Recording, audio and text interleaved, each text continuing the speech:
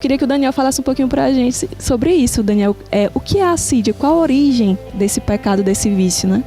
Então, a assídia, ela significa, originalmente, o filósofo Bernard Fortuny dizia que era o termo grego usado para explicar as pessoas que não tinham o cuidado de enterrar os seus mortos.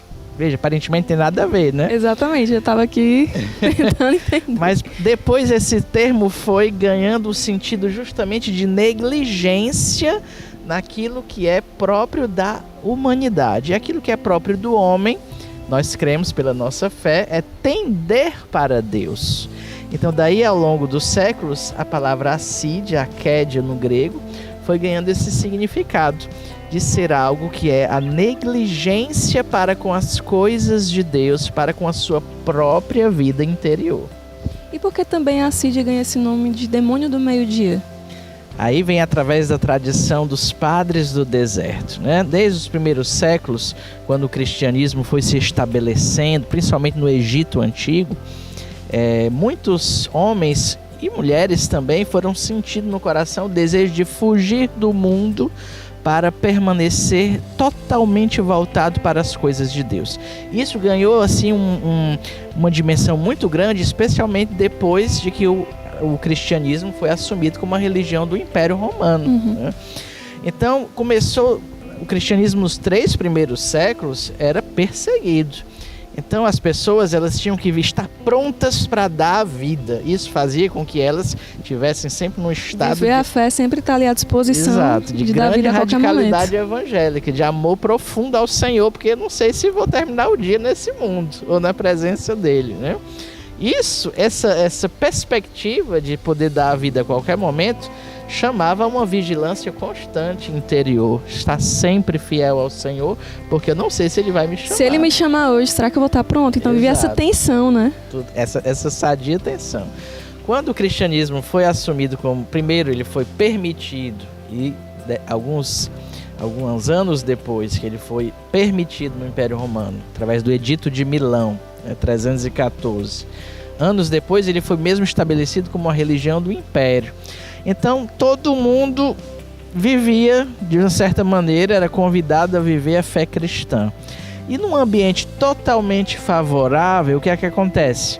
Começou a haver a tendência de você ir vivendo a sua fé um pouco no relaxamento. De maneira morna, né? Você não, tudo concorre para, eu não tenho que vigiar tanto, porque está todo mundo por mim. A fé é algo... Claro, é uma bênção você poder exercer a sua fé, né? Não precisa ser santo, não precisa estar sendo perseguido. Mas aconteceu que houve esse movimento de relaxamento.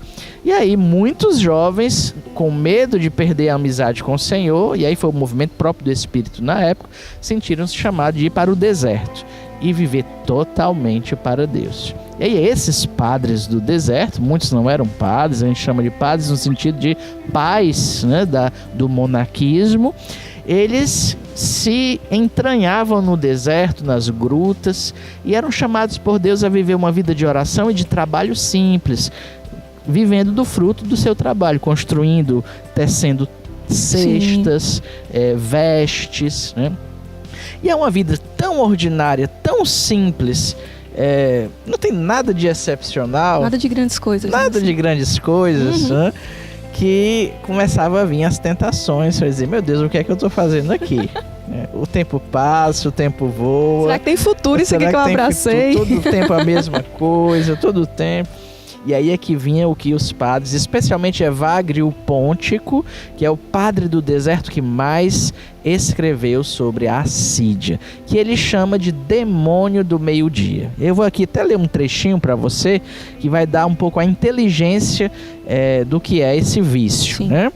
Então, o demônio da assídia, também, aqui é Evagrio Pôntico que fala, né? Também chamado de demônio do meio-dia, é o mais pesado de todos. Pensa você dizer que um demônio é o mais pesado de todos, é um negócio... Eita, temos que ficar preocupados. E a gente fica atentos. Pensando, às vezes, que a ação do demônio é só nos exorcismos, mas não. Aquelas manifestações que a gente extraordinárias, aquele combate, aquela coisa. Exato. Não.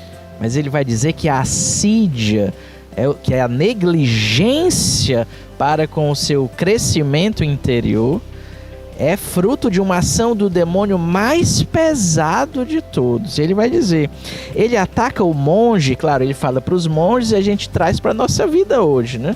Ele ataca o monge por volta das 10 horas da manhã e se posta na entrada, nas fronteiras da alma, até às 14 horas. Por que ele fala desses horários? Porque o monge, na época, ele jejuava até às 15 horas, normalmente, que era a hora em que o Senhor deu a vida na cruz. E eles comiam pão com alguma bebida depois das 15 horas. Então, de 10 às 15 horas, no deserto, né, que o sol bate forte, parece que o tempo não passa. E aí, a fome chega, né? A fome chega, ele está ali, seja rezando, seja fazendo aquele trabalho manual, o tempo não parece não passar, e aí Evagrio vai falar das duas dimensões da assídia, que é a dimensão temporal e a dimensão espacial.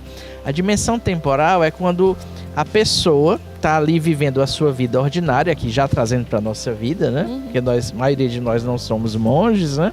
Sim. Está ali vivendo a sua vida, todo dia o seu trabalho, as suas ocupações, a sua dever de Estado, como se chama, né?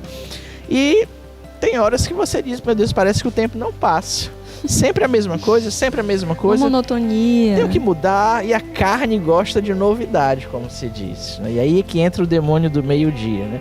Por que é que eu tenho que estar sempre me ocupando dos meus filhos, da minha esposa, no caso das mulheres do meu esposo, do meu trabalho? Por que é que todo dia eu tenho que viver esse ritmo? Por que é que eu tenho que cuidar de rezar todos os dias? Por que é que eu tenho que ser fiel a Deus na simplicidade do dia a dia, né? E aí fica essa tentação, não passa, é sempre a mesma coisa.